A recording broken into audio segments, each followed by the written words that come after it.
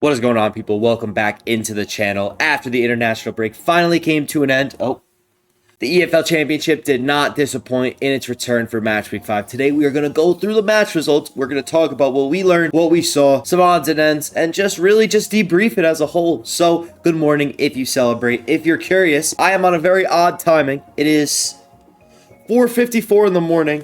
Why am I up doing this right now? If you ask, passion, that's why. Also, just be careful if, Halloween's getting pretty close. If you get scared pretty easily, don't look at the powdered bones, the live, real skeleton, and the poison over there. Take a look at my cat. Enjoy that. Let's get into the debrief. Oh, and this will not have the Southside derby. I do apologize. It kicks off 7:30 a.m. my local time, 12:30 UK time. What do you think the record of the Southside derby is going to be, bruh?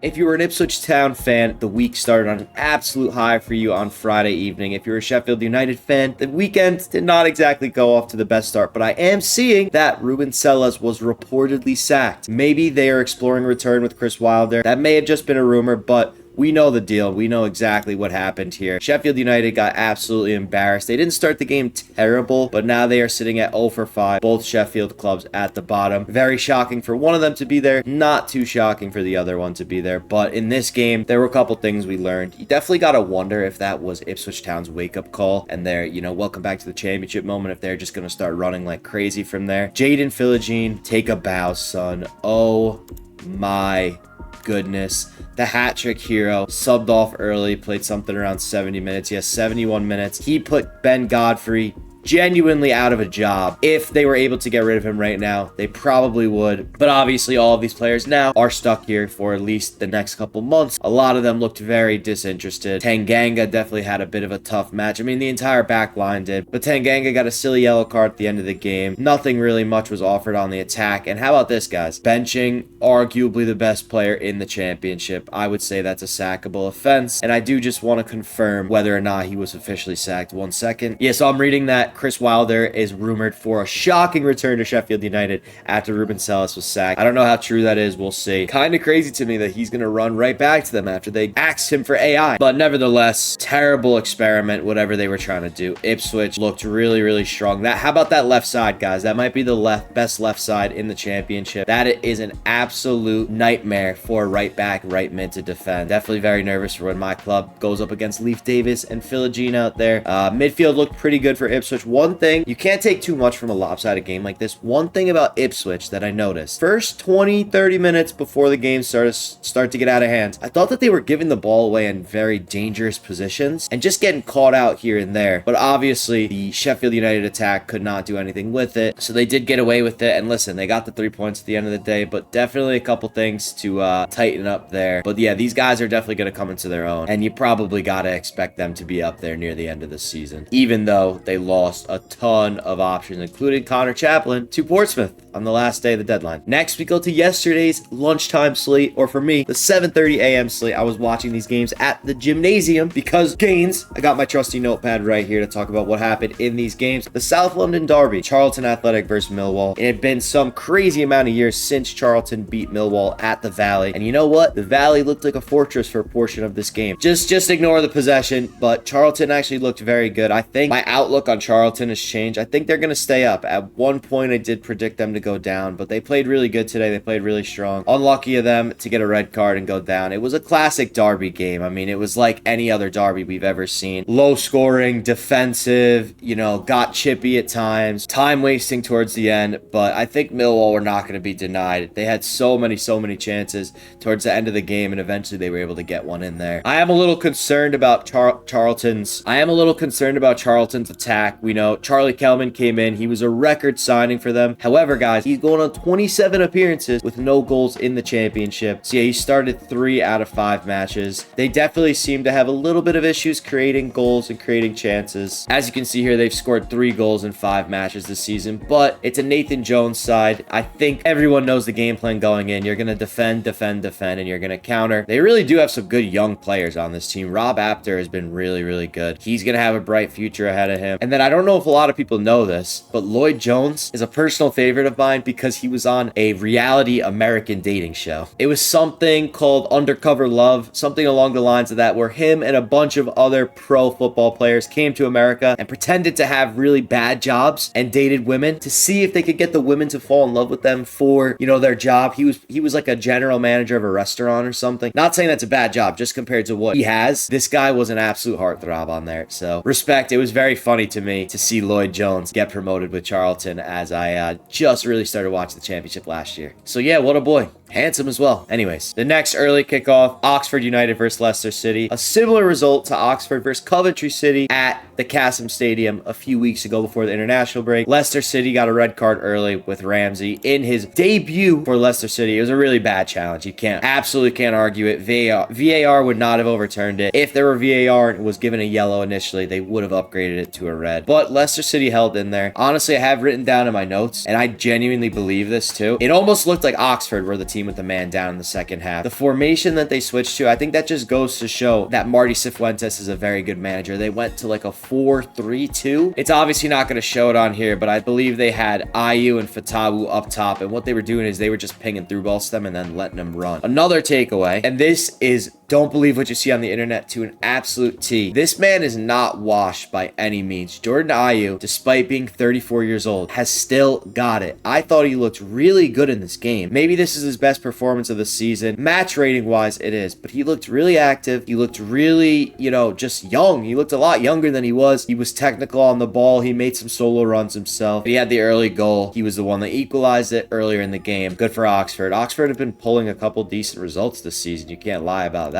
They got a draw against Coventry. They got a draw against Leicester City now. And after a poor start, you definitely put them in the running to get out of that relegation battle. Final early kickoff. Preston North End versus Middlesbrough. 2-2 draw. Absolutely insane game. 2 goals scored in the last couple minutes of the match. Middlesbrough finally not won a game. That is their first time that they drop points this season, despite still sitting at the top of the table by a point over Stoke City, who we'll talk about soon. This was a really, really good game. The goal that Middlesbrough scored at the end was absolute chaos. There were storylines in this game. Where is he? Alan Brown coming on to play against his former club after 400 appearances for Preston. He was somewhat involved in that final goal. He sort of was the one to shade it or block it and maybe even get that last touch on it for it to go over the net in the 90th minute. But Middlesbrough have just continued to impress this year. The first goal scored in this game, though, I gotta say, if you haven't seen this goal, guys, by Lewis Dobbin, go look at it. Took on a couple defenders, couple step overs, a little speed boost. If you play FIFA, he banged it upper 90. Really impressive goal. Another thing this game that stuck out to me was the new signing for Middlesbrough. I'm not even gonna try, man. Oh, sorry, I clicked on the wrong person. Naipan did have a really good game as well. Wow, he's very young, only 18 years old. David Strelic, Slovakian 24-year-old striker, Slovakian international. All he did over international break was go and score against Germany. This guy looked very, very clinical, very technical. He was making some interesting runs. He only had a 6.39 match rating, but,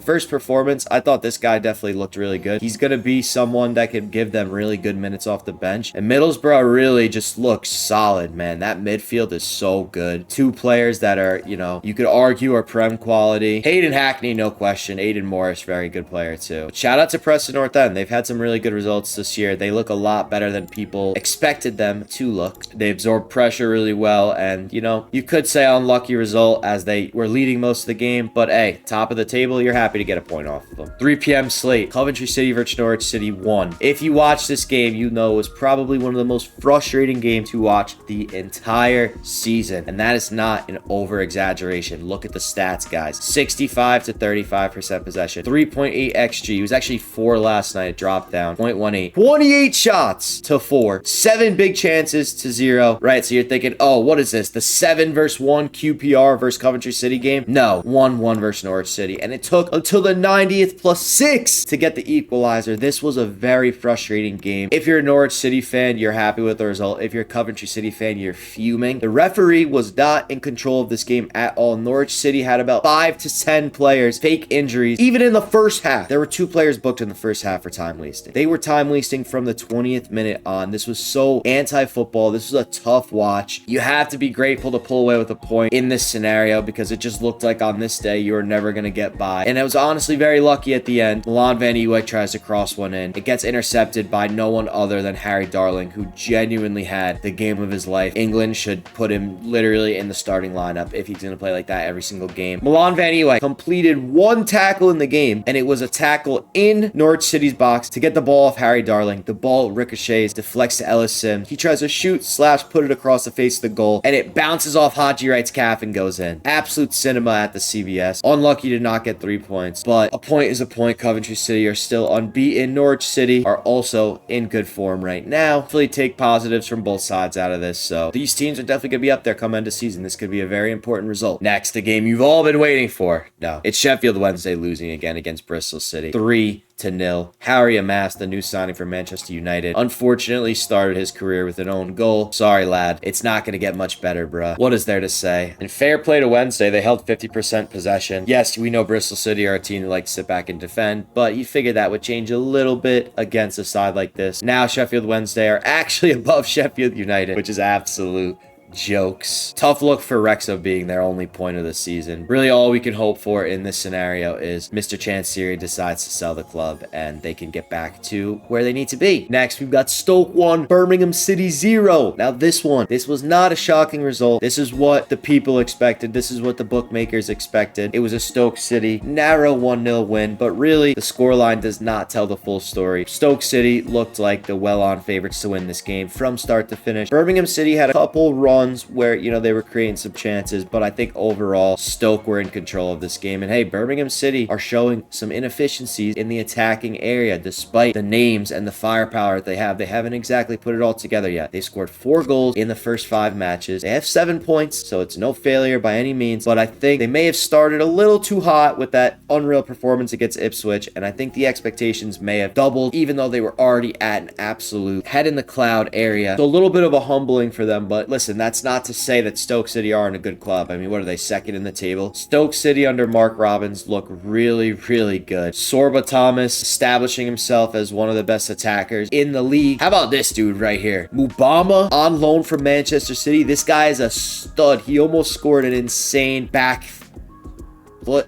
I don't know what it's called. Sorry. Back of the foot. Back heel goal. He almost scored an insane back heel goal. Just went wide of the post earlier in the match. But this guy looks like an issue. Really just the Stoke attack as a whole. How about this dude right here? Bosun Lawal, Ireland, 22 years old. Looping header from nearly the 18-yard line to put them up 1-0. Insane placement. I know he didn't do it on purpose, but it was a really nice goal. This guy was unconscious in this match. Man of the match, 8.6 rating. He did have one mistake in stoppage time where he just essentially whiffed on a ball that was crossed into the box, but no harm, no foul. Their keeper, Johansson, who's one of the better ones in the championship, was there to scoop it up. Pretty comfortable overall win for them. So there was only one big chance in the game by these stats. Birmingham City did not create one. And as you can see, Chris Davies is sort of mixing things up. You know, Kyogo dropped to the bench this game for Stansfield and Doyle. Don't quote me on this, but I don't know if they've been running a 2-striker formation. I know in the first game of the season, they just had Kyogo up top and they had Stansfield playing as the number 10. They brought on Brightasai Samuel, who normally was a starter, and then you've got Marvin Dukes warming up to championship life. So listen, they're still working some cracks out. They have a team that can be very good, and when they put it together, they're going to be good. If you're not a Birmingham City fan, you obviously just hope it's later rather than sooner. And honestly, I do just want to mention too, because I feel like it was a little bit harsh on Birmingham City. This is a team that just got promoted from League One, okay? Yes, I know the storylines and things like that, but this is their first season coming here. Their manager is a dominate possession and control the game type of player. They've pretty much controlled possession every game they've played this season. It hasn't exactly worked out, but he has to learn to adapt a little bit, and the players have to learn to adapt to life in the championship as well. I know we've got that 3-match game week coming up soon, so big tests coming for them. They've got some big fixtures coming up. They've got Coventry. Their next match is against Swansea. That will not be an easy game. So yeah, very interested to see what happens with Birmingham City. All right, chug it on here. Swansea City 2, Hull City 2. Hull City were able to grab a 90+7 equalizer. Ollie McBurney got on the score sheet. And, you know, after Hull City's impressive defensive performance in the opening game week 1 against Coventry City, they have not looked as defensively sound. Their back line has been a little bit out of whack, not linking up with the offside lines with each other and things like that. So we'll see what's going on there. I know there were a ton of rumors of players getting sold in the transfer window, but we are past that now. They are there for the long haul, so we'll see if they can tidy that up. 5 points in 5 games. Not the best, but not the worst. They are on that soft transfer embargo. We'll see what the outcome of that is, but right now, you got to be happy with the result, especially when, you know, if you look back at the stats, I mean, they did have 15 shots, to be fair. Definitely a point well deserved. They didn't hold possession, but we know you do not need to hold possession to win. So 2-2 draw. Make of it what you want. Next, Watford versus Blackburn Rovers. 1-0. Only 1 goal in this game by Morishita. Nice little ball put into the box. Good finish by him. And this always throws me off when you're playing Watford and you've got a team wearing yellow. So that threw me off for a little bit when I was watching the playback of this game. It was at Vicarage Road. I think everyone and their mothers was curious to see what Nestri Irankunda would do after his good start to the season, showing that he's a free kick specialist. He also scored a free kick over international break, so he came out in the 54th minute. Kind of surprised to not see him in the starting lineup. Blackburn came in and took care of business. They had some really good chances. They looked really active on the attack, going from back to front very quickly, and I'd say a point or 3 points well deserved for them. Second to last game, Derby County 1, West Bromwich Albion 0. There's some crazy goal record of Derby County always beating West Brom. Let's see. Yeah, 7 wins versus 2 wins and 3 draws in their last couple of matchups. So that trend continued. So biggest takeaways from this match, Derby County made 13 signings in this past transfer window. So they integrated a couple of those guys in. Ben Brereton Diaz. Also, one that I was really happy about was Patrick Adjumang finally making his debut. He had a big chip on his shoulder coming in after the fee that he was signed for was one that people thought were a little bit too high. He gets a lot of stick from the American fans. He got a lot of stick from EFL fans just because of the fee that they were paid for him. He got healed from his hernia, comes in, he gets a 20-minute cameo. Look what he does, guys. He gets an assist. Whether he meant it or not, he was in the right place at the right time. When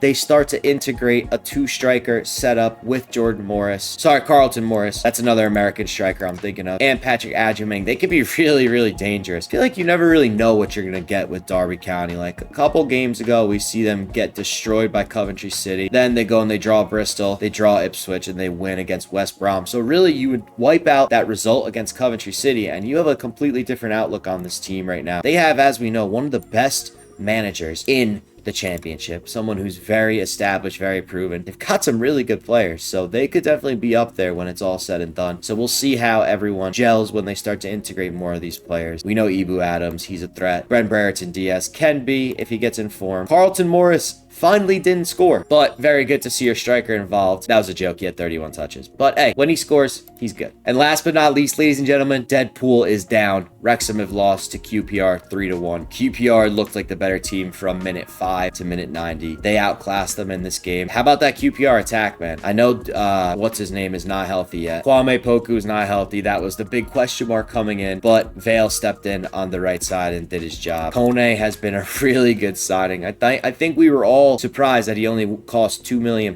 He's been so good for them. They had him play in the number 10 role. We know he could play in the number 9 role. Their striker Burrell also got on the goal sheet, 24-year-old Jamaican. From a QPR fan, they are very, very excited about him. Let's see what he's done so far in his career. Oh, you can't see that, I'm sorry. But at Burton and Albion in League One last year, he had 11 goals and 30 appearances. In League One with Cov Rangers, he had 21 goals in 34 appearances 2 years ago. An established lower league striker, making the step up to the championship. And hey, not too bad. 1 goal, 1 assist in 3 starts, 5 appearances. Good for him. Now on the other side, Wrexham. They are starting to get under some stick from the fans. Think their manager is probably going to get sacked if their form continues. They're not off to a very, very good start. As we mentioned earlier, they are the only team to share points with Sheffield Wednesday this season. Their back line had new signing Callum Doyle in it. It did not matter. Connor Cody let in an own goal to start off the game, and then it just trickled down from there. We knew that their entire game plan this season was to defend and counter, but I think it just gets a little too predictable at a certain point. They also have one of their premier signings, Josh Windass, on the injury list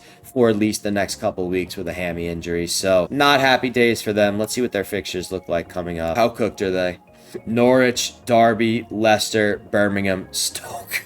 Yeah, it's not looking good for Wrexham. Good luck. So that is going to be all. Thank you if you made it to the end. Let me know if you enjoyed this. I would like to keep doing this. I really want to broaden my championship knowledge apart from, what I already know about my team, Coventry City. So again, let me know what you agree and disagree with, and if you like these videos in the comments. And peace.